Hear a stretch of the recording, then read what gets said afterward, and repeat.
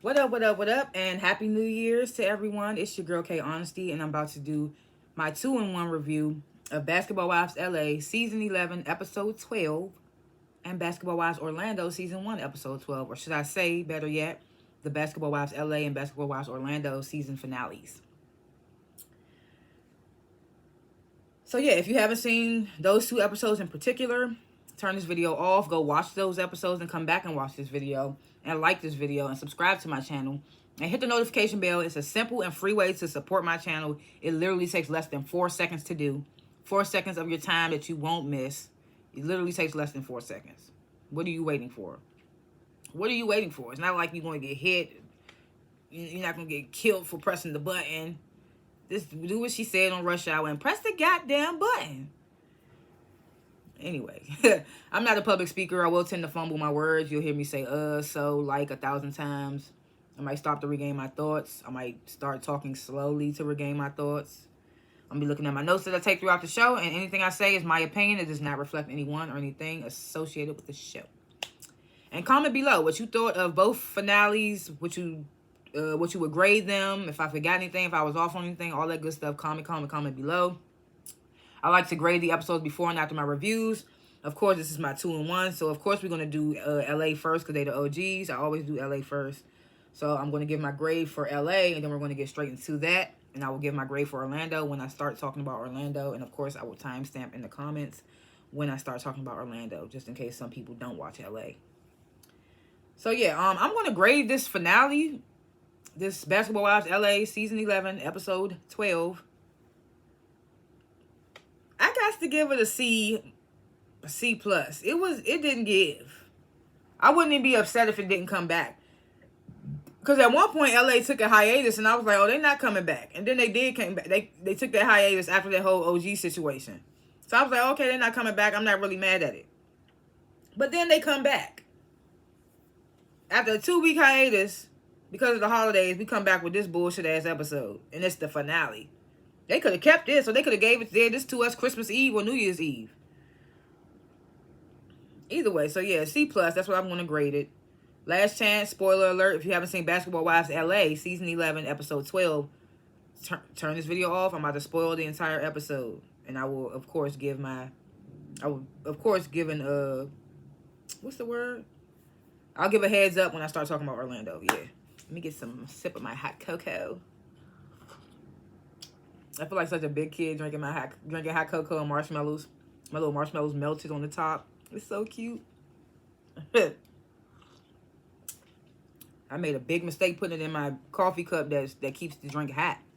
Because this shit is not getting warm. It's like still hot as hell. And the marshmallows all melted at the top. I like it though. I don't care. Anyway, so we're about to get into Basketball Wives LA Season 11, Episode 12. So the first scene of this finale is so Brooke, Jackie, Jennifer, Evelyn, they playing tennis together. The ladies start to fill Brooke in on what happened at Evelyn's pop-up shop because Brooke didn't make it. And then this is when Evelyn expresses that her and Levon are like close to ending their relationship in her mind. She basically like, I want to end a relationship.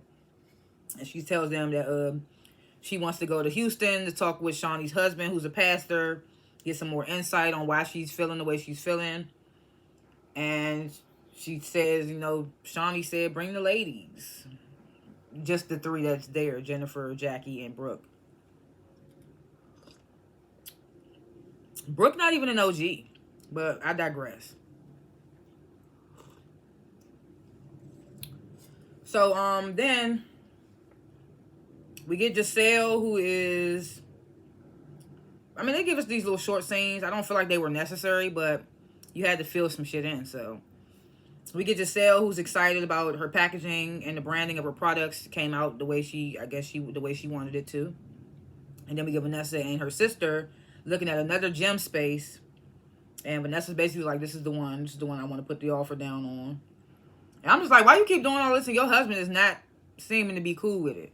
He don't seem to be cool with it. Well, let me spark my J. So then, Christian, Jennifer's boyfriend, he invites Brooke and Evelyn out. Well, Jennifer's boyfriend at the time invites Brooke and Evelyn out to basically tell them that he has plans of proposing to Jen when they get back from Houston.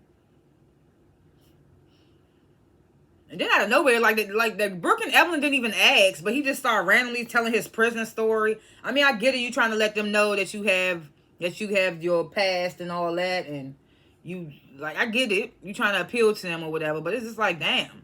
He started naming his whole prison story. He was like, he got locked up for car theft.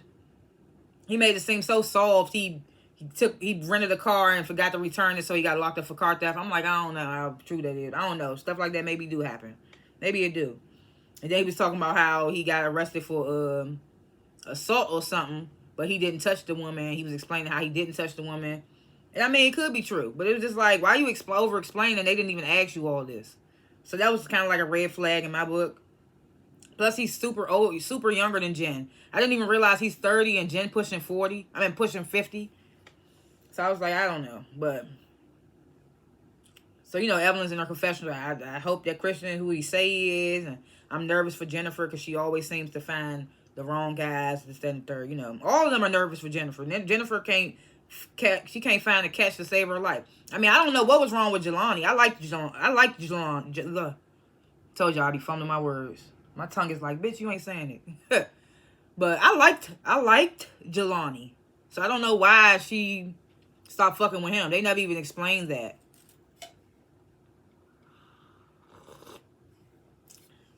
I should just put that shit in a mug because it's so hot. I can't even barely enjoy it. I'm hoping that since the top is off, it'll get a little cooler. But it's one of those insulated cups that keep shit hot. So I don't know. We'll see.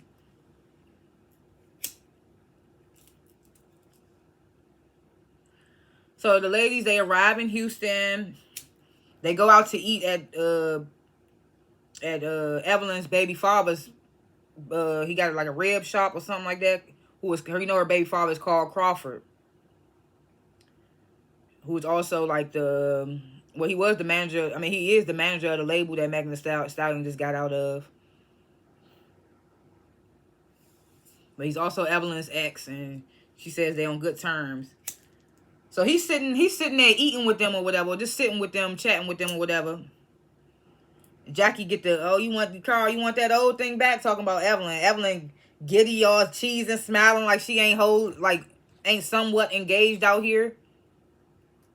Carl just gets up, he smiles, he gets to sweating, he wiping his head with his rag. He walks off though. Even Jennifer was in her confessional like, see, Carl is more Evelyn's speed, and I can see that she's seemingly smiling more in this moment with Carl than she does when I see her with LaVon. So Jennifer sees that. Me personally, I just feel like Evelyn don't want him because he not on her. He don't have the money and the swag like the nigga she used to. LaVon's just a regular down to earth nigga. Like, she met him on the show. He's just a regular nigga who is comfortable. He has comfortable money, but he don't have the swag and lifestyle that she is used to with the men she dated. So that's why I feel like she ain't really trying to talk to him for real. And I mean, I'm like good riddance.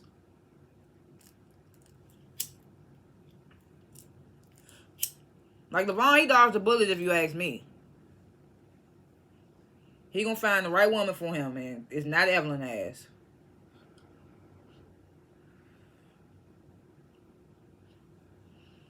So then we get this scene where Vanessa's realtor calls her, tells her that the space that she wanted, the gym that she wanted, the owner, they accepted her offer. So she's excited about that. So then Brooke, and I get that this trip was supposed to be for OGs or whatever you want to call it, even though Brooke's not even an OG, but why couldn't they invite Giselle? Like, everybody seems to like Giselle. They could have introduced her to Shawnee, but I don't know. I mean, I see Giselle making moves in this episode, but I feel like she could have went on that trip. But either way, Brooke, she FaceTimes Giselle, like, we made it to Houston. I just thought that was so weird. So then Giselle tells Brooke that Brittany, you know, she moved back home to North Carolina, I think. North Carolina. And then Brooke tells Giselle about Kristen's surprise proposal for Jennifer and how he wanted everybody to be there, just that and the third.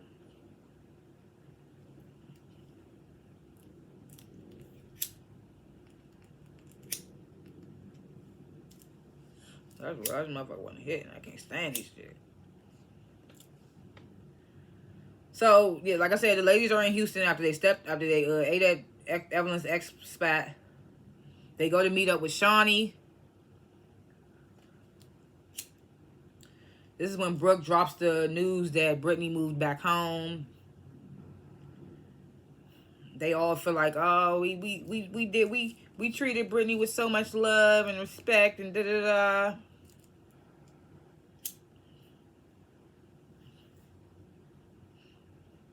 So Evelyn, she starts talking about how she feels disconnected to Levon again. She's like, I'm ready to talk to your husband, Shawnee.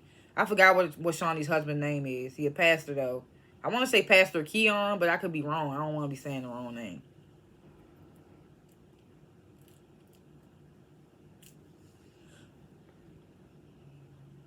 So Evelyn, she sits down with Shawnee and her husband, basically expressing her apprehensions and her past dealings with marriage and things like that.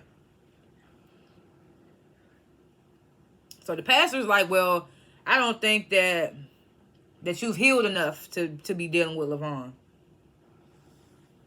And I'm like, okay, that's what y'all want to paint it up and make it seem like. But then they got down to the niche. Shawnee was just like, I don't think he's your speed. And him and Shawnee and his husband, like, you need somebody that's going to make you laugh and smile. And I'm just like, what the hell is going on right here? I'm like, do Evelyn want Shawnee's husband? They sharing that nigga? Fuck.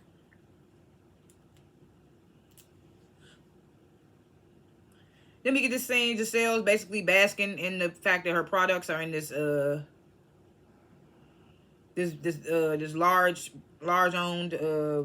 large beauty salon in LA.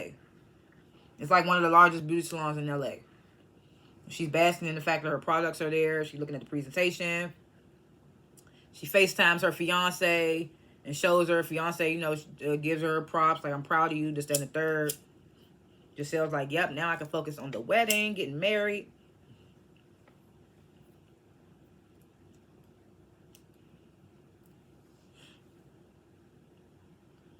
So the ladies, they arrived to Shawnee's husband's church for service. So when Jen steps away to talk to Christian on the phone, this is when Brooke and Evelyn, they tell Jackie, and I guess they most of tell Jackie because Shawnee's in Houston, so they tell them that Christian plans on proposing to Jen, and you notice how they try to say we just trying to make sure that it doesn't get out. I was like, why y'all say that? Because it's Jackie y'all saying it to? Jackie might be messy, but I don't think she would ruin somebody's proposal. Because somebody did that on I don't know if it was Real Housewives or if it was somebody ruined a proposal. I can't remember what show it was. I don't remember. But then Shawnee's husband, he does his sermon. The ladies seem to resonate with what he's saying and feel him or whatever.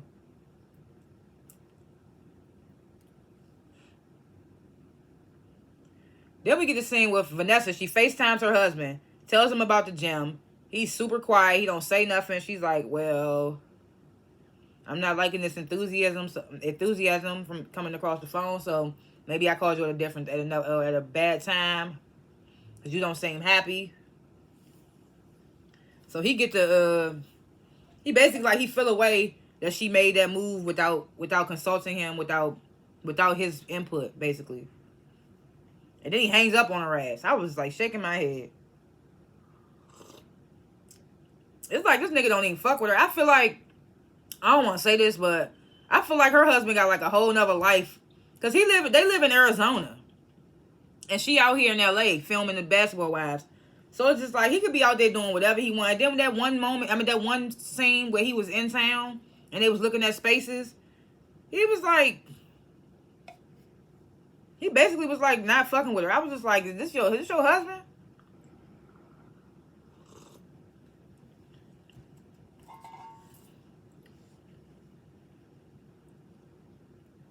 So then we get this scene, Evelyn, she has Levon over to talk. and immediately basically shares her apprehensions about getting married. Then she's like, well, I just feel like we should just call it quits altogether, our relationship and all that. And I was like, yeah, LeVon dodged the bullet. He don't need no evil in anyway. Hope he find the right woman for him. Then when he do find the right woman, Evelyn probably gonna try her hand. Not like she not gonna put it out there, but she might try to do something a little slick or something, see if she could still bag him or something. Cause bitches do stuff like that.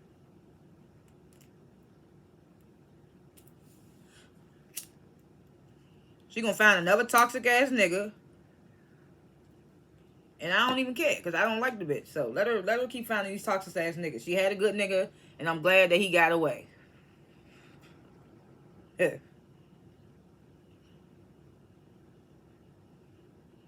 So we get to the final scene, which is the proposal. Christian, he rents out some house on the hills. He brings Jen up to a rooftop dinner. There's rose petals all over the floor, violinist, all that. Candlelit dinner. Excuse me, I just burped like a... So he starts reading from his notes as he recites his love for Jennifer. I was like, okay, cute, whatever. He's like, I got a surprise for you downstairs. Takes her downstairs, blindfolds her. Then he brings her in the room with all her loved one and stuff. Because it wasn't just the cast there. It was Jennifer's friends and family, too. Christian's mom was there, too. So he takes the blindfold off. It's a little sign to say, will you marry me? As Jennifer looking for her, Christian gets down on one knee. Proposes with the 9-carat ring. I was like, okay, it's nice. A nice ring. When he proposes, he asked her, do you want to be my infinite number 9? Will you be my infinite number 9? I was like, can we just keep it traditional and be like, will you be my wife? What is with this infinite number 9? What the fuck is that? What is that? It's like, nigga, you're Gen Z and she's a whole boomer out here. Like, what the fuck is that? Infinite number 9. I was like, maybe that's an inside joke that they have. I don't know. It was just like, why? Why can't you just keep it traditional and say, will you be my wife? Will you be my bride? Will you marry me?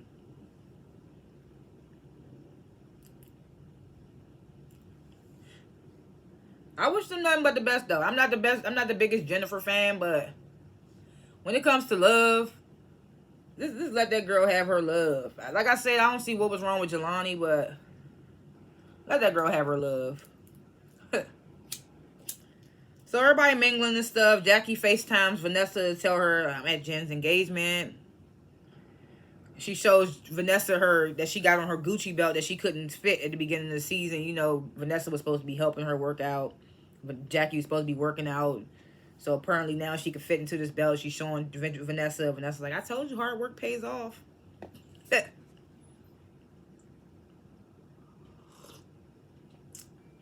So then Vanessa tells Jackie about finally finding this gym space, happy about it, and then calling to tell her husband about it, and he wasn't as happy and hung up on her. And Jackie was like, no. Because remember, Jackie was just telling Vanessa to give him grace and stuff.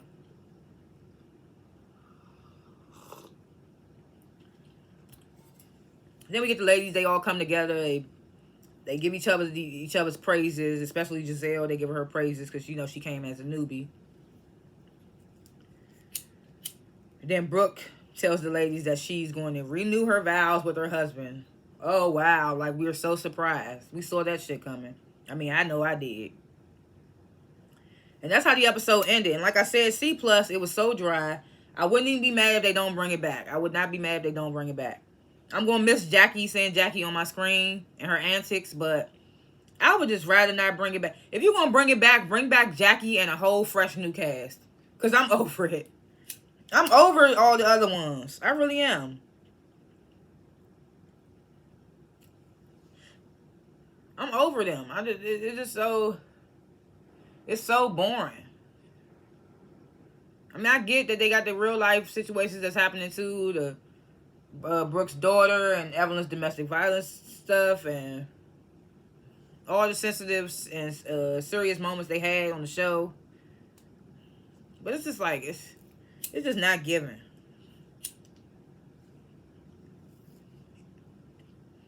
Yeah, I don't have no predictions or thoughts because this was the finale. And I just feel like it shouldn't come back.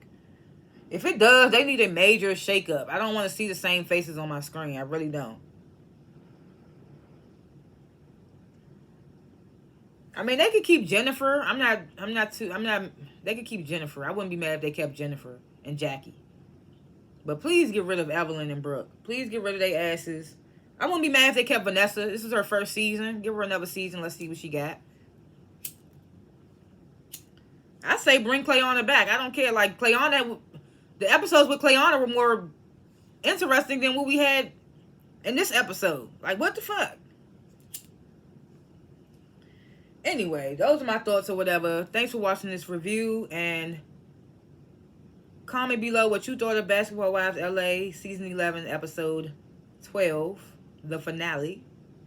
Yeah, comment below what you thought of it, what you would grade it, what I talked about, if I forgot anything, if I was off on anything, all that stuff, comment below. Like this video, subscribe to my channel, hit the notification bell, because I don't only review Basketball Wives LA, I review other shows as well, like Basketball Wives Orlando, which we're about to transition into right now. Just write this timestamp in my notes. We're going to do 2120. We'll do 2128. 2128.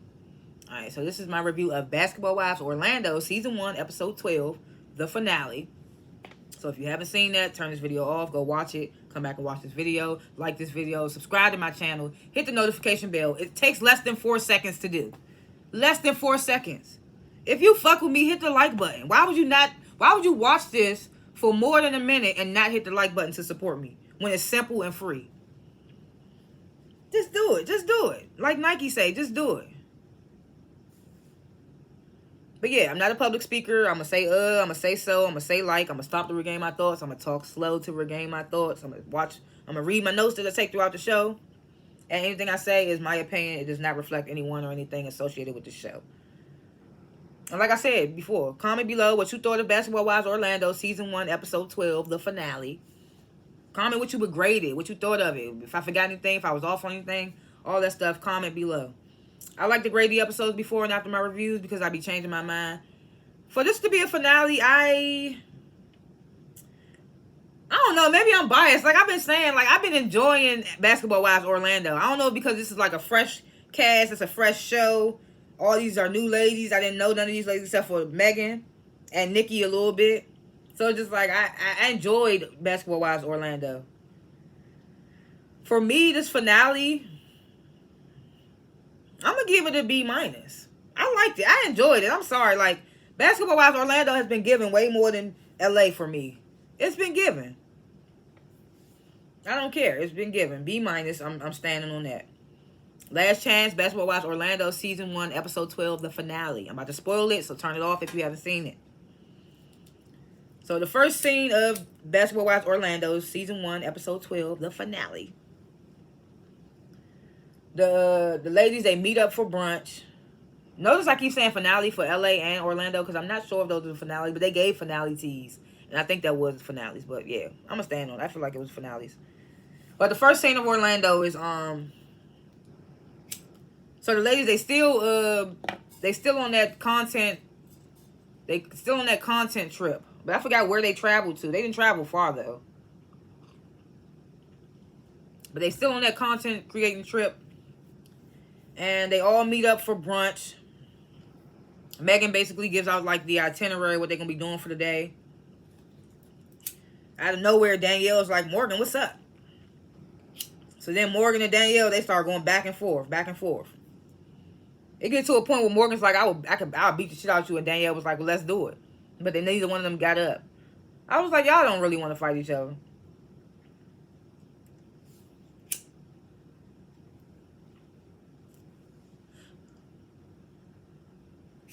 So Danielle and Morgan, they're going back and forth. And then Megan and Nikki, they get up and pull Danielle away. So we get this divide. And it's kind of divided like this for the whole episode. It's crazy as hell how Morgan did a whole 360 this episode. She's like with her whole group of ops now. Because she beefing with one former friend.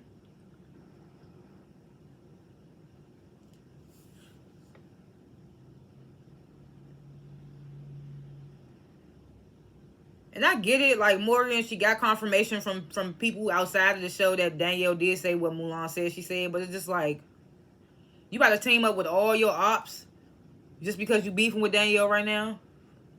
I get keep your enemies close, but damn. Anyway, I'm moving too fast. Let me go scene for scene. So, yeah, so the group is kind of divided like that for the whole episode. So we go back to the table, because mind you, Megan and Nikki, they can pull Danielle away. So them three are away from the table now. So now back at the table, Morgan apologizes to Ashley.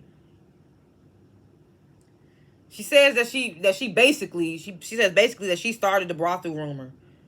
But she says she never said the word madam. It's just like, girl, if you started the brothel rumor, brothel, madam, whatever. So then Ashley apologizes back, but she doesn't use like identifying words. Her apology was real, you could tell it was real calculated. Because I was like, what are you specifically apologizing for?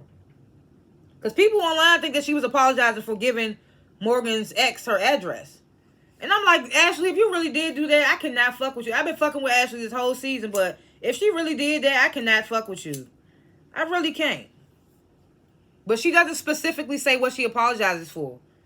She just basically is like, I know we've had our ups and downs, da-da-da.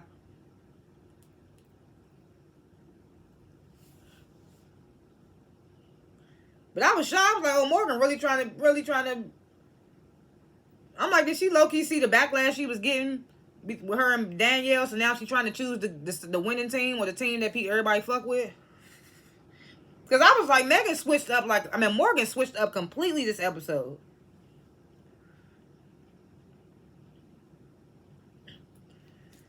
So then you got Megan and Nikki. They over there telling Danielle that Ashley is the reason that her and Morgan fell out. I'm like, so are we missing the whole thing when Mulan said that Danielle was talking about Morgan? When was Ashley in that? I was like, they just love to hate Ashley. And this is why I like Ashley so much. Like I said, every time I watch a movie or a TV show, I'm always rooting for the underdog. And everybody seemed to be against Ashley for accusations and rumors that they had no proof, no weight. They had no weight. So I was like, well, I like Ashley. So y'all just gonna sit there and tell that girl she the reason that her and Morgan is beef. I just couldn't believe they said that out their mouth. I was like, what? So now it's not Mulan? I was just saying it was Mulan.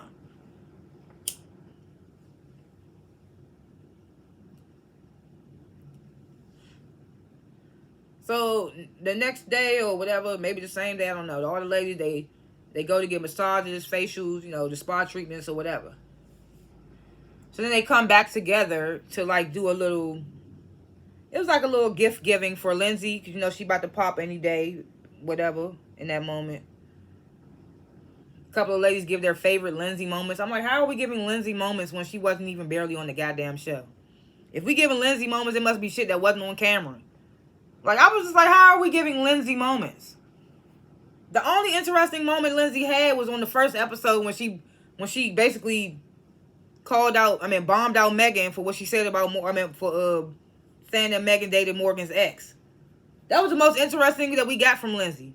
And Megan called her messy pregnant lady. After that, we didn't get nothing from Lindsay. So I was like, what are these Lindsay moments that y'all about to give us? You don't get the bleeding. I got to cut it. So my scissors right here. So some of them give their Lindsay moments, and they present Lindsay with some some gifts for her baby.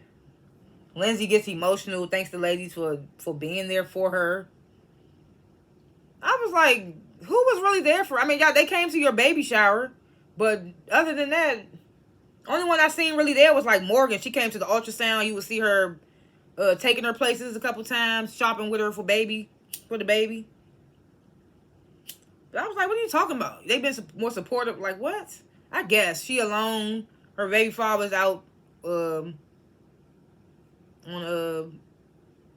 he out playing ball. And she just emotional pregnant.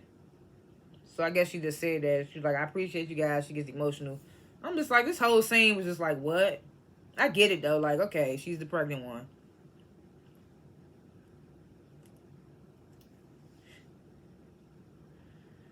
So the ladies, they go out for drinks and they start to play like drinking games and whatnot. I ain't really had too much for that. So it's the next day, I think. So Ashley's out shopping. She's like, she getting some souvenirs to take home to her family or whatever. So Megan's there. I thought this scene was so funny though. Like, it was so hilarious. So Megan, you know how Megan talks so like nonchalantly. So she goes up there. Hey Ashley, are you shopping for the boat cruise today? so Ashley was like, oh God, like Megan. She was basically like, I mean, Ashley. This is why I like Ashley though. She was like, basically like, I'm not about to fake the funk. None of the girls are here now. We don't have to pretend like we like each other. We don't even have to have conversation. It caught Megan off guard. She was like, okay, well, you could just do whatever you want, you messy ass bitch. It was so funny. Because Megan was not expecting that. She thought they was like cool, cordial. Ashley was like, no, the girls are not right here right now, so we don't have to pretend or we don't have to be cordial because they right here. I mean, because they, whatever, you know. It was just so funny. They have a little back and forth. This lady was looking at them. I was like, oh, Lord.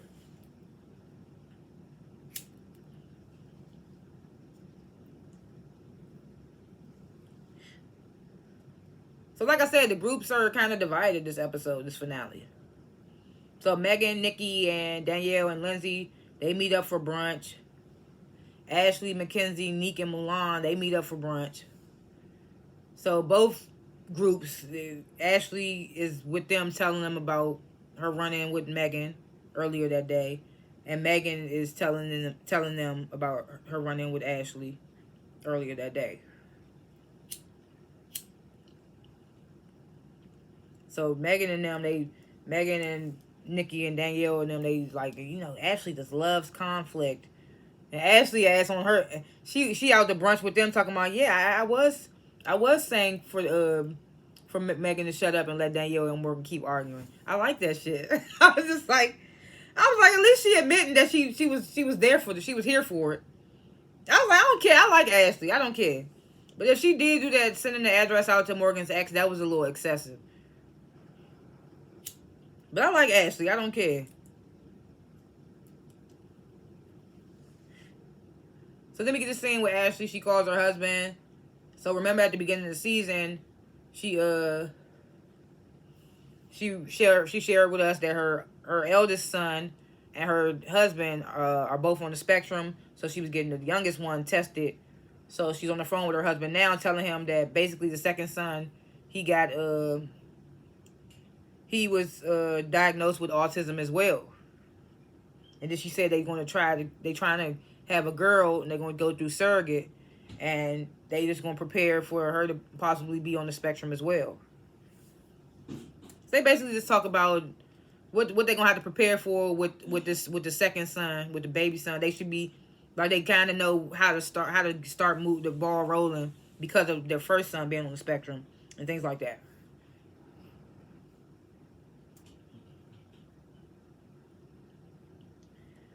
So the lady, is this the last scene? I can't remember.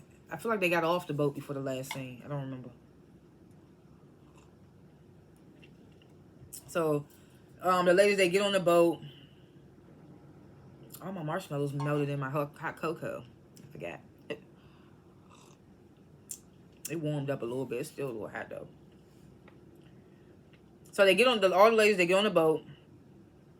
And Mulan, she makes like a toast speech to the ladies, like, love you guys, we're some bad bitches, you know, young bitch shit that they do.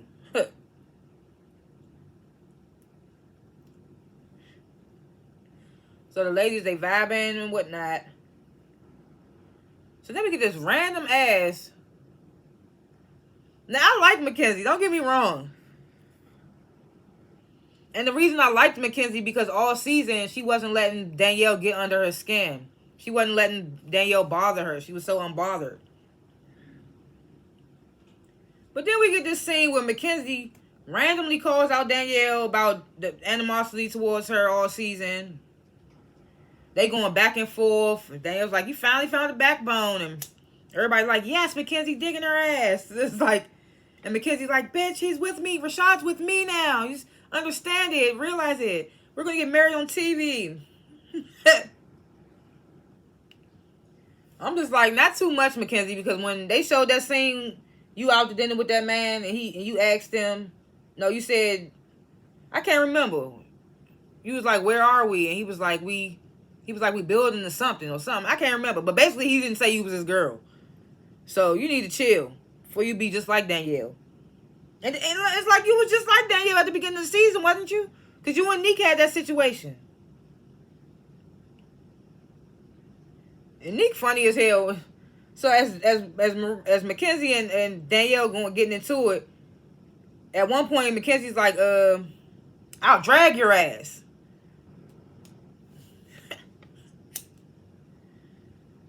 So this is when Mulan and Ashley decide they want to pull Mackenzie away.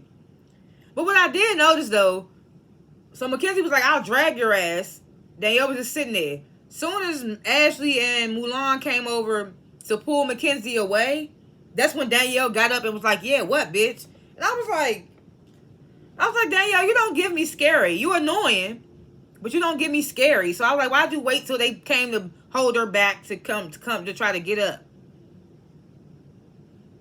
I was like, why didn't you get up when she said, I'll drag your ass? Like, so this is what I thought Nick funny as shit. So they pulled Mackenzie away. They giving her props like, yes, Mackenzie, you stood for yourself. I love it. Da, da, da. And Nick's like, because Danielle just got to get over it. Like, me and Mackenzie, we was in that space and we good now. Even if I wasn't with her ex, I would still be cool with Mackenzie. And she was like, Danielle's ex is taking Mackenzie places that he didn't take Danielle. He's putting her in positions that he didn't put Danielle. I was like, girl, shut up. You just happy because she ain't on your back no more with her ex and your man. Nick is hilarious. I thought that was funny as hell.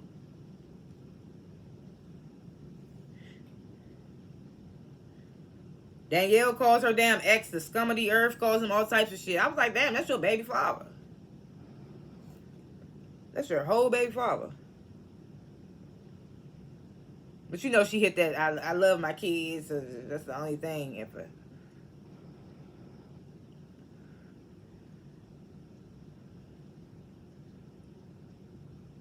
So one thing I was like Megan was spot on about, she tells Danielle in this moment, you need to only co-parent with your ex. Because remember last time she was talking with Danielle and she was like, y'all still smashing? And Danielle was like, yeah.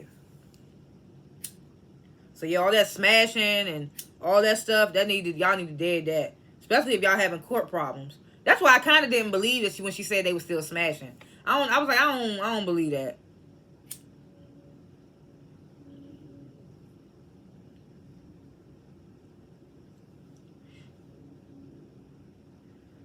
So all the other ladies, minus Megan, Nikki, and Danielle, they all toasting to great summer experiences, this, that, and the third.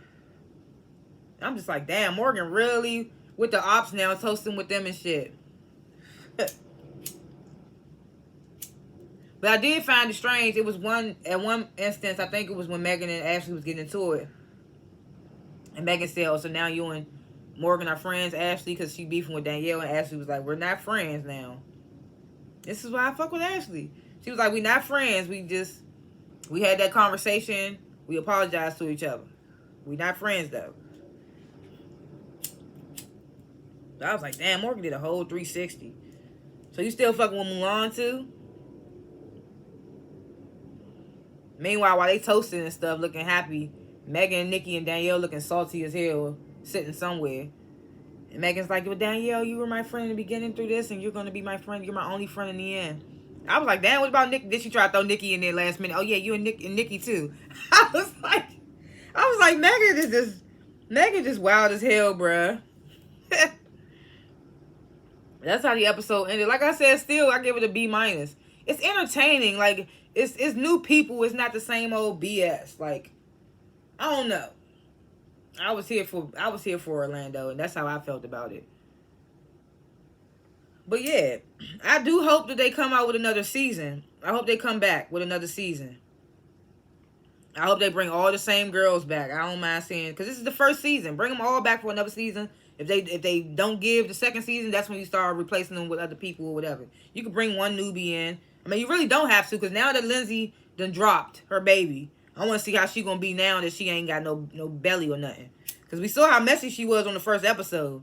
So I want to see non-pregnant Lindsay and how she get down. Because we didn't get nothing from Lindsay this season. That's why I kept saying Lindsay moments. Like, what?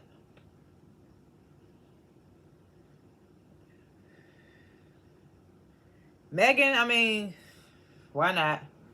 Like I said, bring them all back. I definitely want to see how this dynamic gonna go now that Morgan and Ashley's not like beefing no more. I want to see if the dynamic between Meek and Mulan is the same, or is they like estranged now. Yeah, I say bring it back, man. Let's see who gonna be talking to who's baby daddy in the next season. Thanks for watching this review. If you watched this in entirety, thank you very much. And comment below what you thought of both finales, or just Orlando's finale, or whatever you want to comment about. Comment below. And like this video, and subscribe to my channel, and hit the notification bell so you don't miss out when I post. And yeah, I'll see y'all in my next review. Did I forget to say anything? I don't think so. Peace.